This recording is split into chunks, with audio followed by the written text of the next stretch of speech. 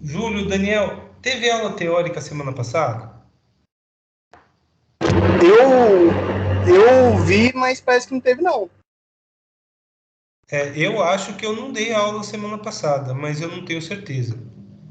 É tanta aula que eu gravo, tanta coisa que eu faço, que eu acabei.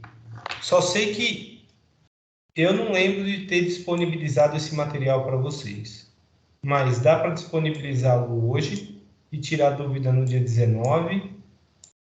E aí, no dia 19 a gente apresenta a lista de exercícios, dia 26 a gente resolve, e no dia 29 de outubro a gente encerra o questionário. Não vai ter nenhum,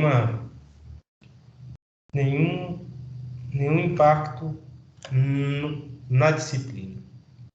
Bem, não veio ninguém na aula de hoje prática, tá? Eu fiquei das 8h50 até as 11h30 lá na UFA.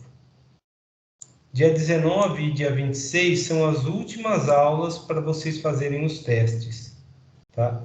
Para entregar o relatório no dia 29. Justamente porque nossas aulas são nas terças-feiras. Então, tudo vai se encerrar no dia 29 de outubro e não tem aula semana que vem. Bem, eu apresentei o padrão FIP, MMS e MQTT. Quero saber se vocês tiveram alguma dúvida com relação a esses padrões aqui. Vocês querem me perguntar alguma coisa? Foi tudo bem com relação a isso? Vocês não chegaram nem a ver essas apresentações?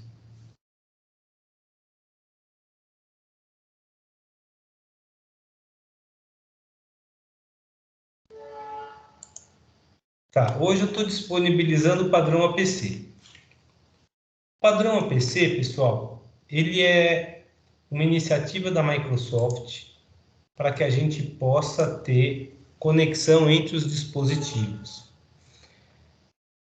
Esse padrão surgiu com os primeiros programas da Microsoft, Word, Excel, Access, para tentar fazer com que os dispositivos de campus conversassem com todos eles, sem precisar fazer uma interface para cada um. Então, eles criaram um padrão chamado OPC para que todo mundo se comunicasse do mesmo jeito. Aqui tem um histórico, onde ele fala como é que isso aí começou, mas eles definiram que vai passar os dados de um sensor, o status de comunicação, o desempenho dos sistemas e estatísticas. Basicamente é isso. Então, a gente tem um cliente e um servidor OPC trabalhando. O cliente pega os dados, o servidor disponibiliza os dados.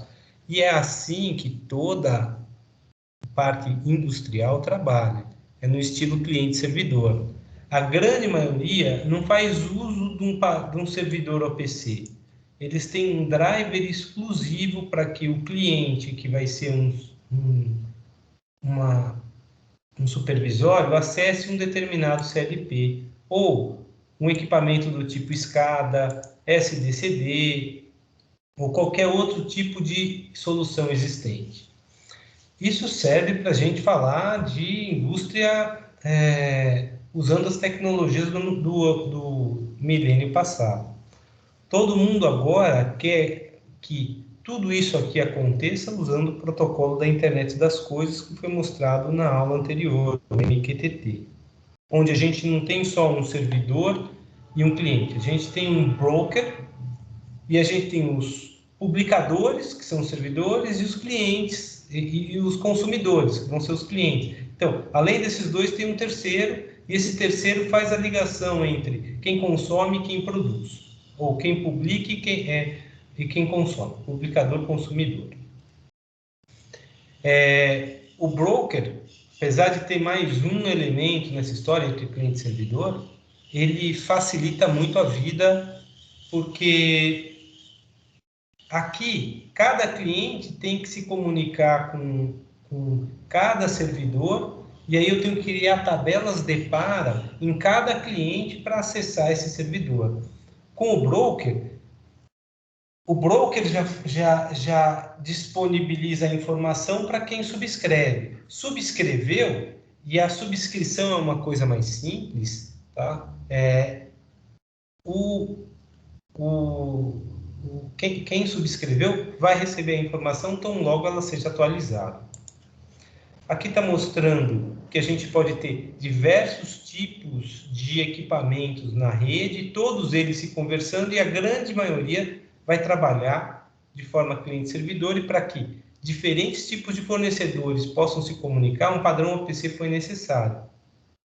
Ele se trabalha com um servidor com vários grupos, cada grupo com vários itens. E ele define, por exemplo, um servidor local ou não, e para cada servidor eu posso ter vários canais, para cada canal vários dispositivos, para cada dispositivo quais são as variáveis que vão ser disponibilizadas. Essas variáveis, do jeito que estão colocadas aqui, só podem ser lidas, tá? São variáveis internas do CLP, mas dependendo como eu coloco essas variáveis no programa, elas só podem ser lidas. Para que elas possam ser alteráveis externamente, a gente vai ter que trabalhar com uma variável que não tenha nenhuma atribuição interna. Você vai sempre receber uma atribuição de fora. Então, o seu programa interno do dispositivo tem que disponibilizar um espaço de memória para que o servidor OPC possa atuar no sistema.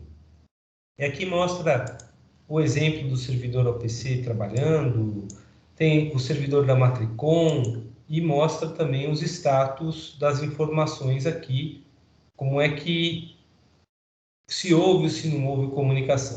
Bem, tem mais informação sobre isso na apresentação que eu gravei no YouTube, mas o OPC Foundation está trabalhando, tem um site, é opcfoundation.org, e tem inúmeras informações sobre o padrão OPC, já estão expandindo para o Linux, então ele já não é exclusivo de sistema Windows, e não sei se vocês lembram, o Irã teve diversos CLPs invadidos na década passada, no início da década passada, porque os Estados Unidos estavam com medo que ele estivesse desenvolvendo bomba atômica.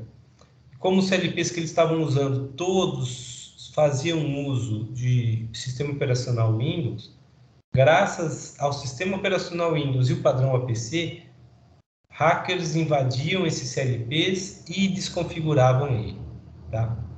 Por isso que o APC teve que migrar para uma solução do tipo Linux e também para um sistema mais aberto. Bem, além desse padrão, tem essa apresentação de engenharia de campo. Quem fez foi um aluno da engenharia elétrica, o Rafael Antônio Lodo, e ele mostra a experiência que ele teve no desenvolvimento de painéis de controle. Essa disciplina, redes industriais, é exclusiva da mecatrônica. E tem uma falha na grade de disciplinas da mecatrônica no que diz respeito às instalações industriais, porque vocês não veem quadros de controle lá. Mas, da mesma forma como vocês podem fazer quadros elétricos, vocês podem fazer o projeto de quadros de controle. É que ele está mostrando como é que vai ser o painel de controle de uma caldeira, como é o projeto, análise da planta, instalação. É uma fábrica sucroalcooleira.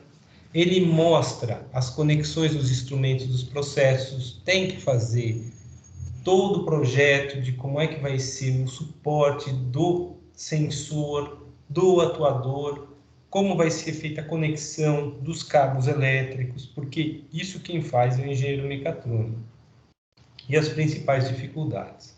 Bem, aqui é a foto de um painel de controle. Primeiro ponto no painel de controle, pessoal, tem que ter chave, porque uma vez aberto e tendo acesso ao CLPs, tem um CLP aqui em cima, por exemplo, esse é outro quadro, qualquer um consegue espetar um cabo USB, micro USB, como esses daqui, no CLP, e se tiver o programa que é usado para fazer a programação do CLP, ele consegue copiar o código que está lá dentro, alterar o código e baixar um novo, e ninguém vai saber, porque o sistema supervisório não checa qual que foi a última versão do software que foi colocado lá. Precisa alguém com um computador ir lá e atualizar os softwares dos CLPs. O CLP ele trabalha de uma maneira muito autônoma, sabe? Baixou o programa lá, ele roda sozinho. O supervisório, que é um sistema que fica acima do sistema de controle, a gente vê isso na aula de automação industrial, e tem exercícios práticos de montagem de supervisório. Bem, deveria ter. Quando eu fui professor, tinha esse tipo de exercício. Então, o supervisório ele consegue alterar algum dado de lá para mudar uma lógica de controle de lógica on-off para P&D, sabe? Dá para fazer isso, desde que o programa esteja preparado para isso. Mas, se alguém entra nesse CLP e altera o programa, pode ferrar com a fábrica inteira, pode fazer a fábrica explodir. Por exemplo, se tiver caldeira, pode fazer a caldeira explodir, e uma explosão de caldeira causa um dano muito grande. Então, a primeira coisa é que o seu quadro tem que ter chave, e você tem que sempre ter um procedimento de fechar. Segundo ponto é que vão ser criados todos esses tipos de borneiras aqui. O que são essas borneiras? Bem, vem o cabo do campo e tem um cabo que sai do CLP e vai até aquela borneira. Por que ela é feita assim? Porque eu não preciso pegar o cabo que vem do campo e espetar no CLP. Eu espeto na borneira. Tenho que mudar o sensor, eu tiro da borneira e não preciso mexer na entrada do CLP. Eu só vou trabalhar no borne. É muito mais fácil trabalhar aqui, nessa borneira, do que nessas entradas todas com um monte de cabos aqui no CLP. Fica mais fácil. Esse era um dos problemas de trabalhar com uma rede do tipo estrela. Tudo ia para o CLP. Uma rede do tipo campo, em vez de sair um monte de cabos daqui, sai um cabo só, que é o padrão Profibus, padrão Fieldbus, rede CAN, rede ASI, e todos os sensores e atuadores estão espetados dentro dele. Aqui é esse quadro aberto, dá para ver o CLP aqui em cima, e como eu falei para vocês, tem as borneiras aqui. O primeiro ponto é avaliar fisicamente se a instalação está adequada. A instalação pode ter cabos rompidos, por isso que os CLPs têm LEDs para você ver se foi aceso ou se não foi aceso tal entrada. E aí você pode olhar no seu software para ver se a entrada acesa você está percebendo no sistema software. E assim você começa a checar se tem algum problema aqui. Todo esse quadro tem que estar representado de alguma forma, e aqui eu estou mostrando como é que está sendo feita toda a parte de representação gráfica da parte de alimentação do painel, tá? Todos os fusíveis que estão sendo utilizados, todos os dispositivos, por onde está indo o cabeamento, para onde está indo esse cabeamento, quais são os dispositivos que estão sendo alimentados. Além disso, alguma rede que a gente vai criar, ela tem que ser alimentada, e quais são os cabos que vão estar ligados nela, tá? Aqui é a alimentação da rede DeviceNet, tá vendo? Tudo isso tem que ser representado, e depois, com essa representação, com esse papel, com esse projeto, você tem que ver se isso foi instalado no campo. Porque vocês contratam uma empresa para fazer a instalação do quadro de controle. A gente geralmente faz o projeto. Ou, se você é da empresa de montagem, a empresa de montagem espera um projeto como esse para poder montar o quadro.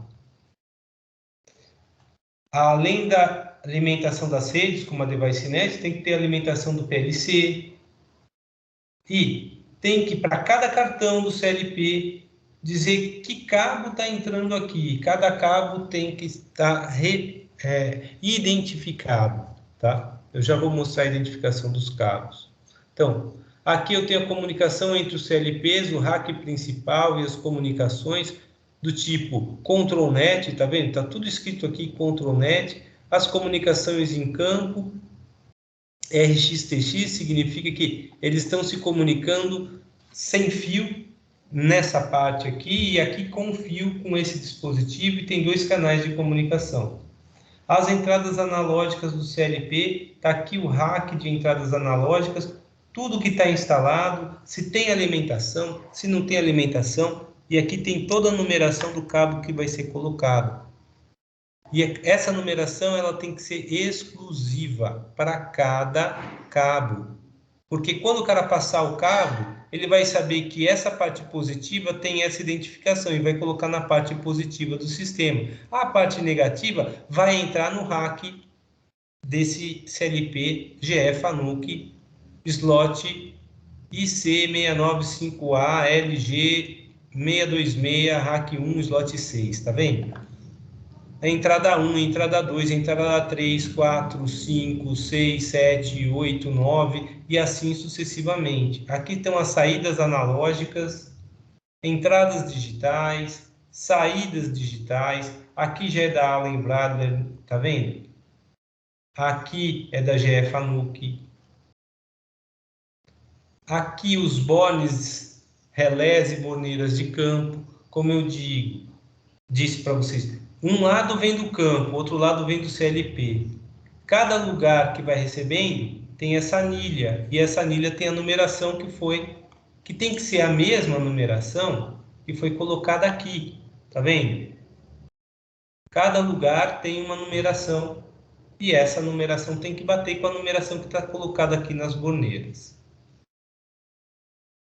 A topologia de rede, aqui está mostrando uma rede do tipo Profibus, tem uma rede Profibus aqui, outra rede saindo aqui, indo para esse CLP, criando uma outra rede e uma segunda rede. Esse CLP tem duas, esses dois se comunicam e esse tem uma rede Profibus.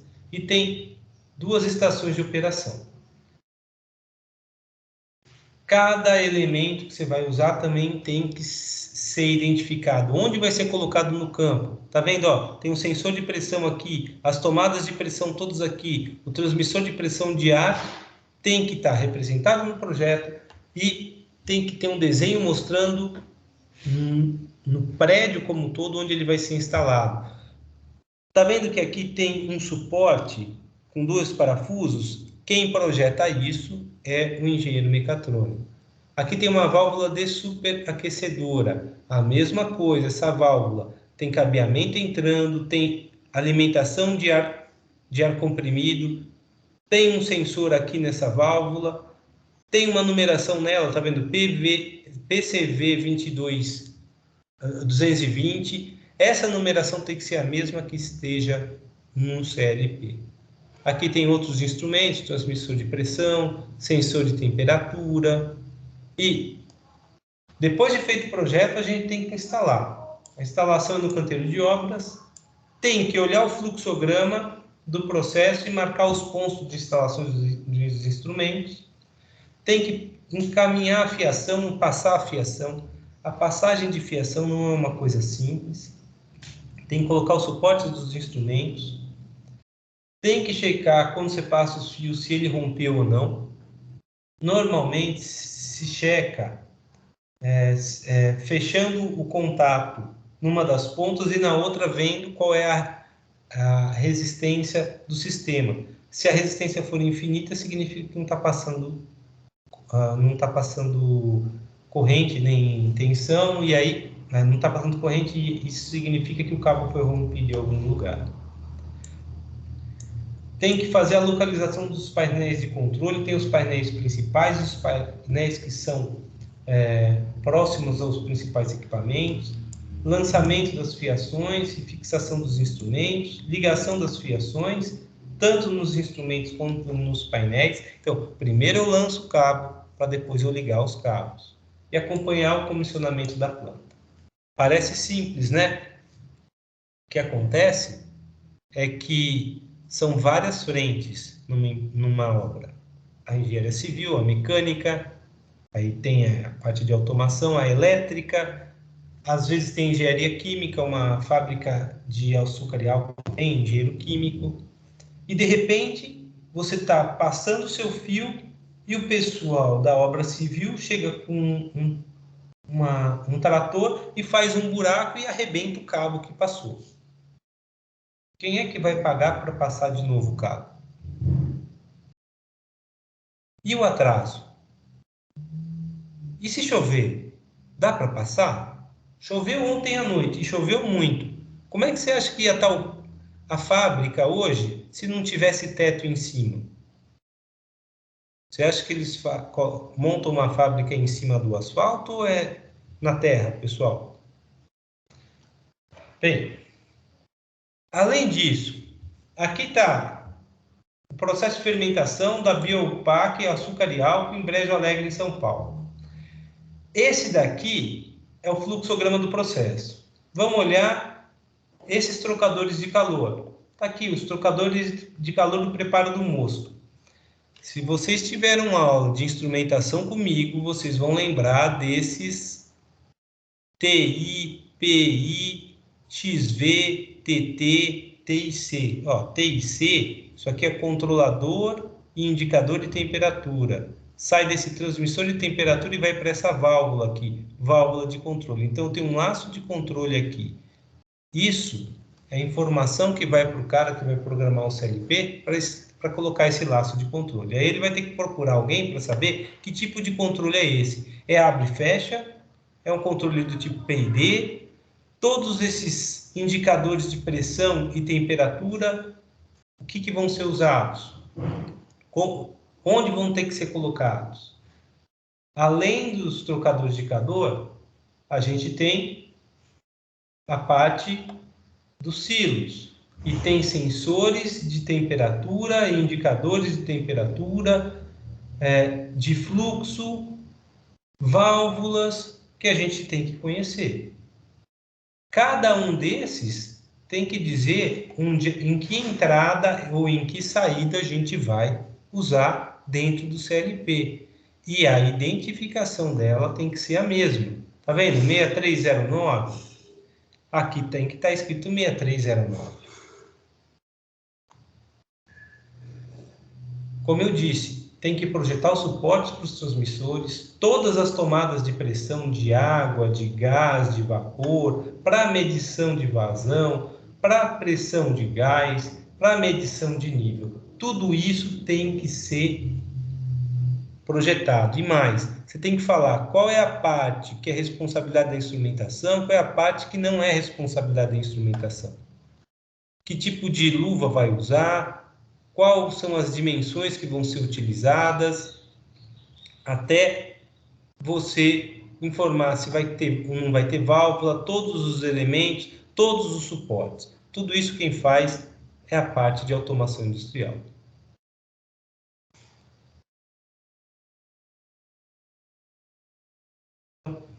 Tem atraso em todas as obras. A montagem elétrica depende da montagem mecânica e construção civil. De nada adianta querer fazer uma montagem elétrica se não chegou o equipamento mecânico e se a obra civil não está pronta. Então, você pode estar no prazo, mas se a obra civil ou mecânica estiver atrasada, a gente vai estar atrasado. Mudanças de projeto. Esse é o maior ponto de estresse, em todos os sentidos.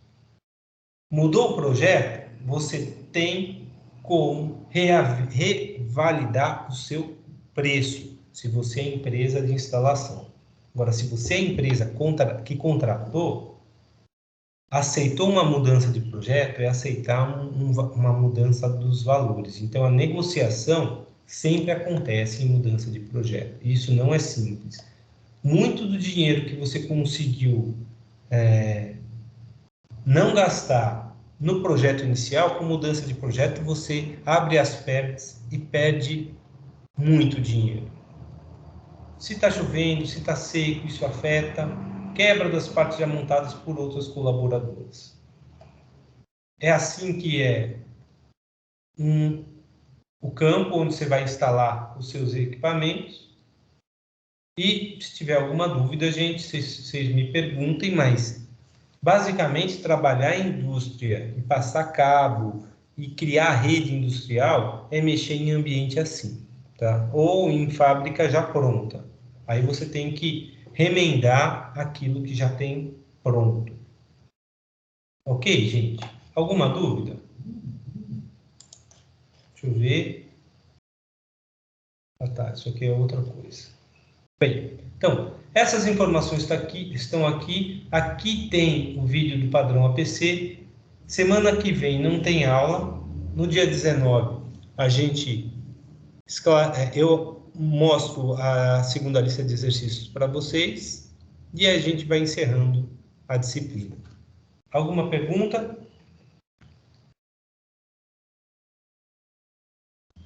Professor, o senhor mostrou o final lá da apresentação, que o pessoal tinha um canteiro de obras ali totalmente, que era só barro.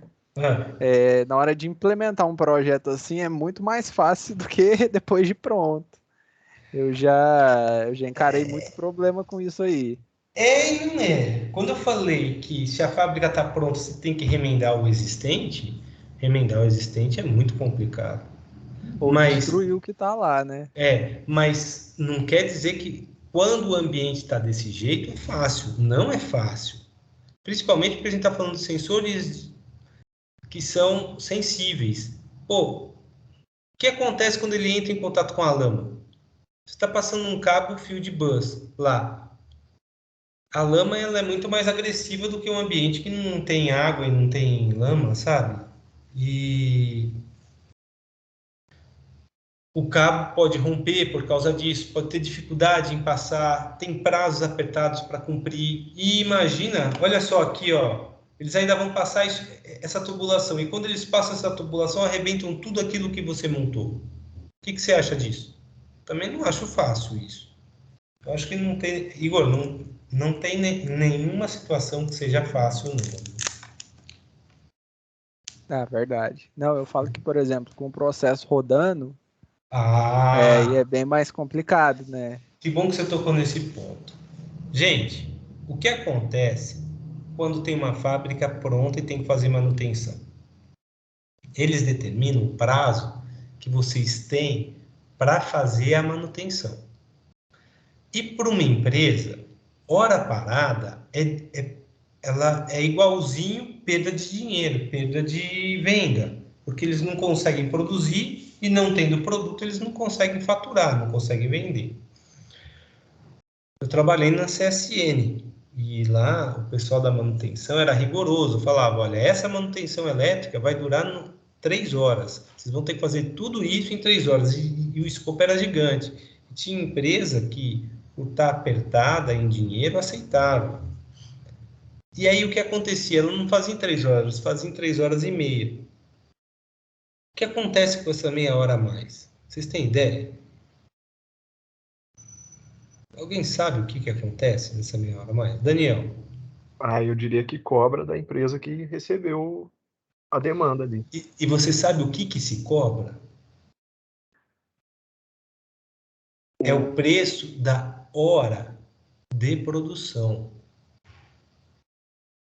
Então, você atrasa meia hora e vai pagar meia hora da produção de uma fábrica gigantesca igualzinha a CSN que produz aço em grande quantidade. Você acha que você vai dar conta de pagar meia hora de produção de uma CSN? Nem se você tivesse recebido por 30 horas. Nem se tivesse recebido por 30 horas. E tinha empresa que quebrava por causa disso. E essa empresa pode ser você, cara, se você não ficar esperto com isso. Então, se uma empresa está forçando você a fazer um prazo menor, abra mão daquilo. Você vai ter que pagar multa. Simples assim. Não tem... Olha, geralmente manutenção é em lugar apertado. Não adianta você colocar 50 pessoas para fazer, não vai resolver nada. Você consegue colocar 3 pessoas lá para fazer. E aí é o prazo daquelas 3. Se você sabe que eles vão fazer apertado em 4 horas, mas você sabe que dá para fazer em 4 horas, por que vai fechar um contrato com 3? E parece brincadeira o que eu estou falando, mas não é, porque a gente está entrando agora numa recessão no país. Já são 3 meses com queda no PIB. Isso significa que tem muita gente sem dinheiro. E nessa hora, eles estão aceitando qualquer tipo de emprego. E ao invés de resolver o problema deles, eles criam um problema muito maior. A gente tem que ser muito pé no chão em qualquer situação. Você tem mais alguma pergunta? Igor, foi muito boa essa colocação sua. Não, era só isso mesmo. Só o que eu falei que é mais fácil ou mais difícil é na questão de, por exemplo, o processo não está estabelecido aí.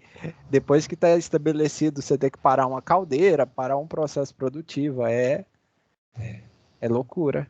É isso mesmo. Por exemplo, lá na parada do alto forno, para trocar os tijolos refratários internos, se demora demais a troca do refratário, o ferro gusa que está dentro do alto forno, ele se solidifica.